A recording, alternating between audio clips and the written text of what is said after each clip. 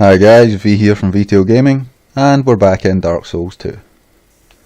When we'd left off, we'd returned to the Lost Bastille to visit Strayed. I had said we were going to take a look at some of the boss weapons available, so if you guys are expecting the next walkthrough of the map, just skip to the next video. This one, we're going to spend some time here looking at what's available, so you understand what we're going to be making use of as we proceed through the game. We'd collected our boss souls from the bonfire box. Now we have left a couple here because we can't make use of them at Strayed. The old Dragon Slayer and the Lost Sinner's Soul. But we're going to buy weapons with the rest. Now some of these weapons have multiple choices, and I'll explain as best I can why I've chosen the ones I have. So we'll go ahead and talk to him. And we'll go to trade. Now, we'll go through these in order. The giant stone axe, available for killing the last giant. Pick up that. The pursuer is one of the ones that gives you multiple choice. You can take his greatsword, or you can take his shield. The greatsword is good, but we intend later in the game to make use of the Black Knight's greatsword if we can get one. So it would just be a waste of souls. An extra shield never hurts. And it has a fairly high curse protection, something we will need. The essential piece and the reason we stopped here is we wanted an upgraded bow. This comes from the Dragon Rider soul.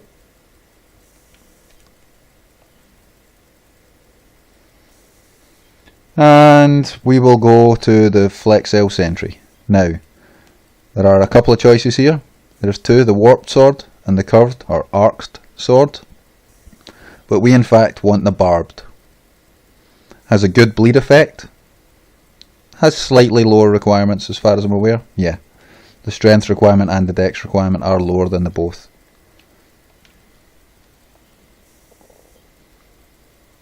We will be looking for the Rune Sentries.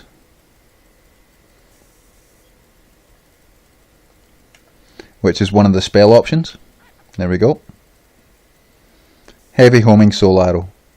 Starts at 35 intelligence, but you can use spice to lower that if you don't want to run an intelligence based class. It's a good choice.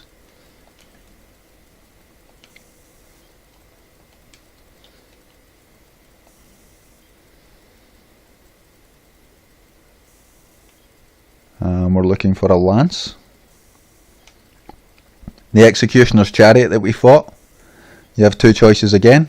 You can take a lance, or you can take a crossbow shield. It allows you to block and fire at opponents in front of you, but we're going to be making use of a better crossbow later in the game, and in my opinion, the stamina use on that weapon, despite the fact it's giving you great protection, unless you're running a max stamina build, you'll find yourself frequently being shield broken. So we'll take the lance. Now we're only left with two choices now. For killing the Skeleton Lord, we have the Roaring Halberd. And from the Gargoyles, we get a Bident, which is just a trident with two prongs.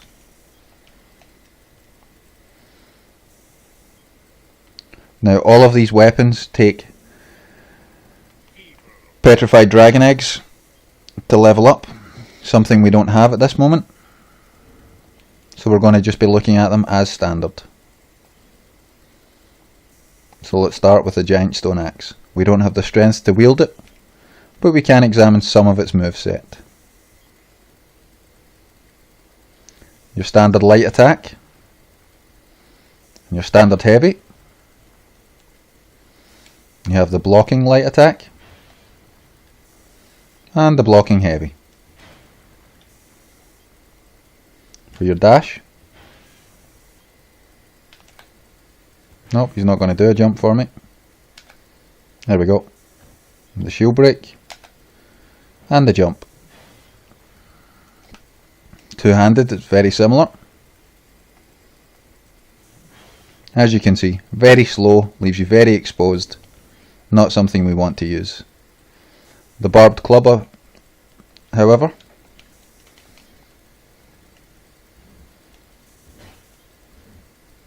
that's the light, the heavy, good follow through, well blocking. Let our stamina recharge a sec. And two-handed if we needed it. Fairly fast lights. Not bad.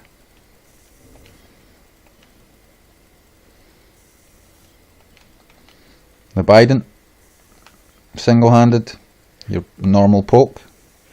Reasonable range. The heavy, your stepping attack.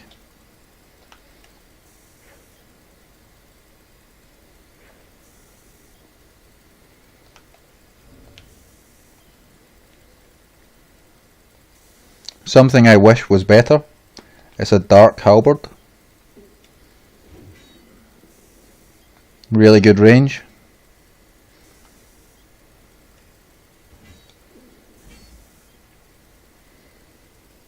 Let our stamina recharge for the heavy.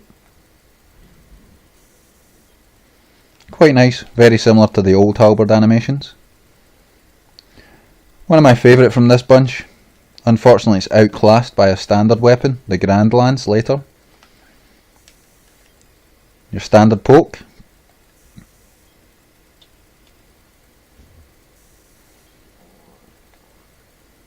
The heavy poke. Now something you won't see, and I don't know if I'll be able to show you on a wall and not an opponent.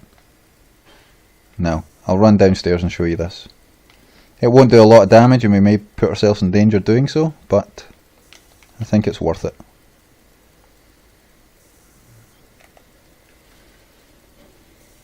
Two.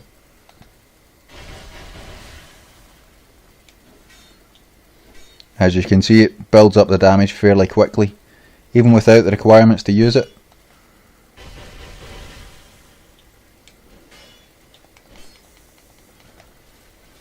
Right, we'll finish him off. Have a look at what else we picked up.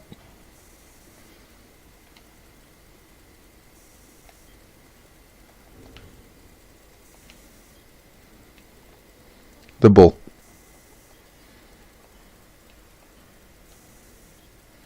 And we'll stick on the Pursuer's Great Shield as well. Your bow,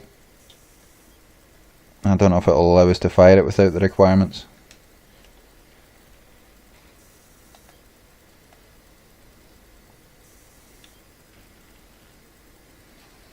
Takes slightly more stamina than the bow we'd been using previously, but the increase in damage, based on its stats, as you can see, it starts off with a physical attack and a magic attack, and as you level it up, those both increase. The scaling's fairly good, and early game it's one of the best bows available, so we'll be using that. Now we don't quite meet the requirements, 18 dex is where our shortfall is, but before we proceed through the Earthen Valley, or Harvest Valley, I'll get the requirements so we can make use of this. I just wanted to make a short video to showcase some of the boss weapons available to you at this point, before we proceed into some of the more dangerous areas. Hopefully this helps you guys make an informed choice on where to spend your boss souls, and gives you an understanding of the mechanic that can change your entire play. I've been V at VTO Gaming, and I'll see you guys in Harvest Valley. Any likes, comments and subscribes helps the channel out, guys. Thanks.